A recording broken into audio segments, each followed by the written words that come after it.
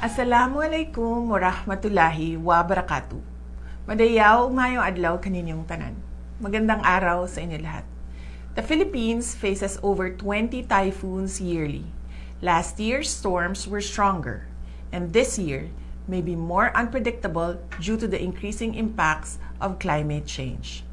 Under former President Rodrigo Duterte's administration, the Philippine government shifted its approach from mere disaster awareness to actively building disaster resilience. Prioridad natin ang masigurong ang mga komunidad ay handa at kayang tumugon sa mga kalamidad upang maiwasan ang pagkawala ng buhay at malawakang pinsala sa mga ari-arian.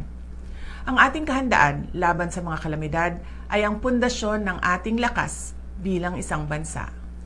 Magtatagumpay tayo kung tutulong tayo sa pagsiguro na ang bawat pamilya sa ating mga komunidad ay may sapat na kaalaman hinggil sa mga sakuna.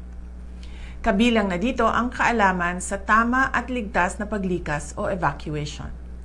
The Office of the Vice President's Pagbabago, a Million Learners and Trees campaign planted over 300,000 trees last year, creating natural shields from floods and landslides. This National Disaster Resilience Month, I call on every Filipino to become proactive stewards of their communities, plant trees, and join our organized cleanup drives. Turn on NDRRMC alerts. Build your family's emergency kit. Join earthquake drills. Know your nearest evacuation center.